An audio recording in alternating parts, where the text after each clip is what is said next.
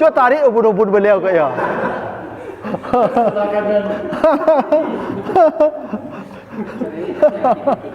Pokoknya Pak RW kan tak yakin lah tuh.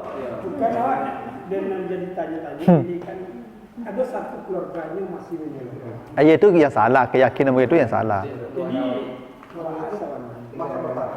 Ya. Dan sabananya manusia mati karena ajal. Itu yang sabananya. Bahwa kita membantu dia pada proses mati itu perintah agama. Tapi bukan membantu capeknya. Membantu kemudahan lewatnya. Nya seperti keran kuah, nyo harus keluar. Cuma nyo kata sakit-sakit.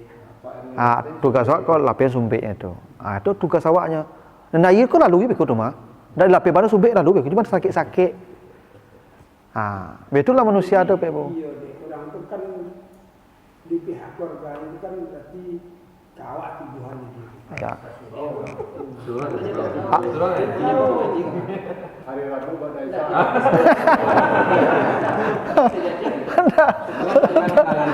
Tapi apa nak khawatir jangan Pak RW yakin Pak RW dah mencabut ubun-ubun itu. Orang itu pasti kasih nak. Kan awak tu tunggu dia, dia rasa kan fikir tu.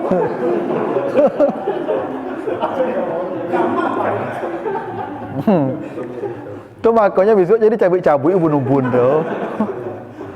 Tugas Pak RW besok kalau ada bacon salah, jangan dia cabut-cabut dari situ.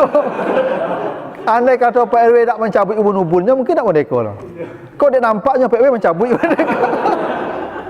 Jadi fitnahnya. Ayo lo balakak bunyi kan tu.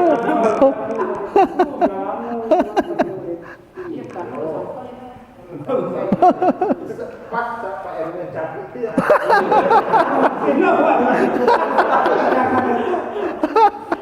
Sampai pelaksanaan kami. Iya. Ini harus mati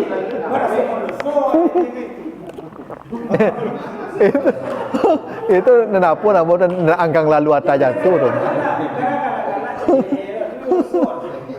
Ya mulai besok aja ni elok-elok bumbung kawan lain. Jangan tertuduh je Pak RW besok. Berarti kurangnya ke bacaan sih. Jangan gerak-gerak badan naik ke depannya. Ya bacaan saya lah, kami saya lidah tu atau enggak bunyi-bunyian saya lah. Aku apa? Iya. Justru dia nampak Pak RW melo. Itu mah kok jadi fitnah tu. Pakcik bubul tu belong dia kau. Yo tu berdekonya langsung kan.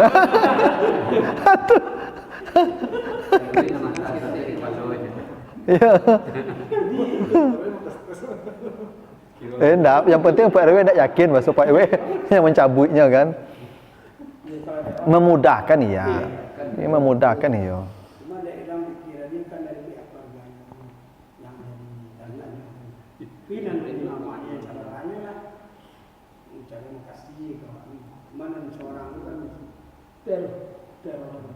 Bisa nak surang tu anjing.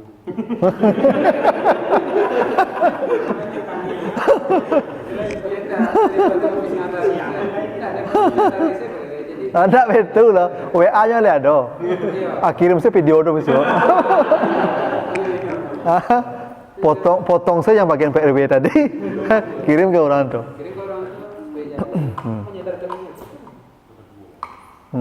Gitu. Terakhir Bu ya. Ini kok mungkin untuk motivasi juga ya. Kan di satu sisi mungkin rata-rata di kita itu kan tidak ada yang mayoritas tidak ada yang untuk dalam kondisi seperti yang Buya sampaikan tadi, mungkin pengusaha yang mapan gitu. Tapi di satu sisi awak ingin tetap berkegiatan di uswah, berkegiatan di dakwah ini. Tapi di satu sisi Pak memikirkan juga untuk masalah Keluarga. Masalah keluarga gitu kan. Harus tu Pak. Itu Pak, apa yang perlu dimotivasi untuk kami juga ya gitu kan. Ya kan semua orang punya problem dan kesulitan masing-masing tu. Dan tentu kita yang paling tahu Pak apa kesulitan kita. Tapi yang paling pokok jangan sampai hal-hal yang utama itu justru terabaikan dengan hal-hal yang sifatnya fardu kifayah. Ya. mengajak orang kepada yang baik itu kan wal takum minkum ya. Minkum itu maksudnya sebagian. Maka hendaklah ada sebagian di antara kamu ummatun ya, ummatan ya, tad'una ilal yad'una ilal khair wa ya'muruna bil ma'ruf ya. Jadi mengajak orang kepada yang baik itu namanya fardu kifayah, Pak. Tidak fardu ain. Memberi nafkah keluarga itu fardu ain. Nah, jadi jangan sampai yang ain menjadi terbengkalai, Pak. Itu tidak boleh juga. Yang ain dahulukan. Karena kalau kifayah diurus beberapa orang sudah cukup. Ya. Kalau misalnya dengan kan ada ayat Quran intan sallallahu alaihi wasallam. Betul. Iya, itu kan tidak semua orang levelnya sama, Pak. Kalau level yang sudah apa tuh dia seperti kawan-kawan tabligh itu, Pak. Dia tinggal di orang rumah ya, Pak. Hamil barik punya tinggalnya itu. Kenapa? Allah. Ambo pergi berdakwah menolong agama Allah. Kalau menolong agama Allah pasti Allah menolong. Iya selamat istrinya, Pak, tapi orang sebelah sibuk dia. Ya kan? Itu tidak mungkin tetangga sama dia loh, Pak. Tapi tolong tetangga itulah yang yang surkum tu. Allah menolong. Tapi tidak terlalu ikut tetangga respon kinya oleh kan. Nah, tapi Allah tidak membebani diri kecuali semampunya ya. La yukallifullahu nafsan illa ma atahullah, kan begitu di surah At-Talaq, di surah Al-Baqarah illa wus'aha. Jadi kita ni ya berjuang semampu kita saja. Tidak boleh memaksakan diri itu, Pak. Justru ketika memaksakan diri nanti akan patah. Berjalan sajalah alaminya, Pak. Yang penting apa? Semua kita bersepakat masjid di tempat kita masing-masing kita kelola dulu. Nanti perlahan-lahan kita luaskan. Tapi kalau memaksakan diri harus seperti itu, justru nanti kalau tidak tercapai Pak, jadi beban, Pak. Jadi kegiatan seperti ini sudah bagus nanti. Nah, kan tinggal publikasi nanti itu, Pak. Gitu. Ada kaitan gitu, Pak. Misalnya siang hari untuk mencari penghidupan, malam untuk istirahat, tuh pernah dengar Nabi itu malam itu lah. Sudah Isa. Saji banyak bersilaturahmi itu ada. Dalam hadis sahih disebutkan Nabi itu, saya benci ana akrahu an atahaddas ba'da salatil isya. Saya benci bercerita setelah salat isya. Bercerita Pak ya. Artinya duduk ilapau lah bahasa awalnya. Ya. Tapi kalau yang kayak kegiatan kita ni kan Ya, tuh namanya tuh sampai malam yang itu tuh maksudnya. Dan sampai larut malam tuh. Karena Nabi di rumah Arkam bin Abil Arkam tuh sampai jam 2 malam malah. Cuma kok Nabi pulang tuh tengah malam ke rumah sama Khadijah. Karena di rumah Arkam tuh sampai larut malam mereka Nabi menjelaskan ayat-ayat Allah itu. Ya. Kalau berdakwah itu cenderung malam enggak juga, Ustaz? Enggak juga. Enggak juga. Enggak. Nabi setelah salat Isya itu tidur sunahnya karena Nabi bangun malam. Nabi jam 1 tuh bangun dan tidak tidur lagi sampai subuh. Sebab kebutuhan kita tidur itu sampai jam 1 saja. Jam 1 ke bawah itu tidak kebutuhan lagi, itu Pak, itu kenikmatan. Itu makanya Pak kalau lalu apa jam 9 jago jam 1 itu dah lalu apa sampai pagi kuat apa. Tapi apa dah lalu sampai jam 1 jago apa jam 5 jam 6 tak kuat apa itu. Karena yang kebutuhan kita sampai jam 1-nya, Pak. Itu kebutuhan tubuh kita. Itu maka Nabi itu jam 1 bangun tuh. Itu maka Nabi itu ya di surah Al-Muzammil itu kan sampai 2/3 malam Nabi bangun kan. Jadi ndak mesti juga ya, sampai larut malam. Kalau siang ya itulah waktu kita mencari, Pak. Ada salah satu hadis tentang Ustaz nak menyangkut terhadap apabila kamu melapangkan seorang mukmin, itu kamu akan dilapangkan di dunia dan akhirat. Jadi dalam artian mukmin tadi tentu orang-orang yang sudah artinya mempunyai kepercayaan terhadap Allah. Tapi ada perbedaan dengan muslim. Kalau muslim artinya mereka cuma menganut agama Islam, kadang dalam konteks pelaksanaannya belum jadi sebagai seorang mukmin. Nah, bagaimana yang beda antara muslim dengan mukmin tadi itu? Jadi kalau seandainya kita membantu seorang untuk melapangkan dia tadi, tentu nilai tadi itu enggak gimana itu, karena beliau ini bukan seorang mukmin. Jadi kalau kita membantu tentu kita harus mencari orang yang mukmin jadi. Coba nanti. Ya, kalau Bapak Ibu nanti, kalau Bapak baca nanti ada di surat apa ya?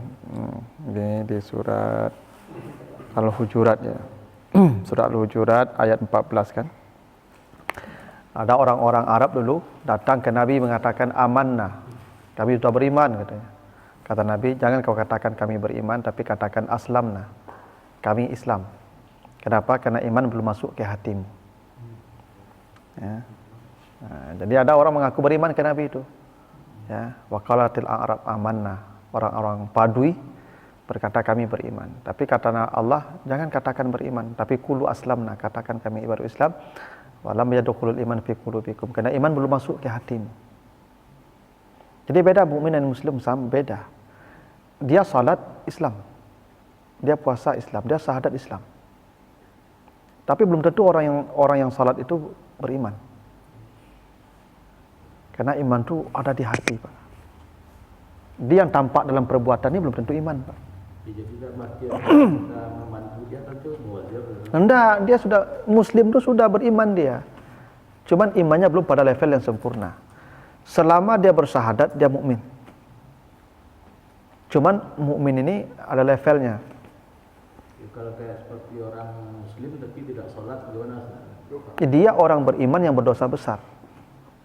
Dan dalam artian tadi Tetap kita mukmin. melapangkan- Selama dia bersyahadat dan syahadatnya belum dicabut, dia belum murtad, tetap mukmin. Cuman dia mukmin yang berdosa besar. Makanya nanti akan masuk surga semua orang beriman walaupun ada iman sebesar zarah di hatinya. Siapa yang beriman sebesar zarah pernah mengucapkan syahadat. Selama manusia pernah bersyahadat pasti masuk surga. Walaupun tidak salat. Walaupun tidak puasa, tidak zakat, walaupun ahli maksiat. Tapi selama dia pernah bersyahadat dan belum dicabut syahadatnya dan belum murtad, dia masuk surga, Pak. Itu tanda dia beriman. Karena syarat masuk surga itu beriman.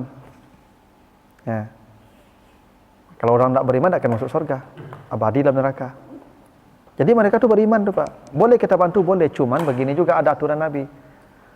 La ta'kulu, ya, la ya'kulu ta'amaka illa taqiyu. La ta'kulu illa min taqiyin wa la ya'kulu ta'amaka illa taqiyu. Jangan kamu makan kecuali dari orang takwa dan jangan memberikan makan kecuali kepada orang takwa. Sudah hadis itu, Pak. Jadi kalau kita mau makan, Pak, ditraktir orang, cari orang traktir dulu. Ya. Jangan sapere langsung saja, oh yo jadilah, enggak itu dulu, Pak. Ya. Kalau bisa jadi piti berjudi bagai itu, manang judinya, Pak, nyonya traktir, Pak. Memang dia yang dapat dosa, tapi makan yang kita makan dari hasil judi itu, Pak, berdampak kepada kita. Tidak tahu panjang saya, Pak.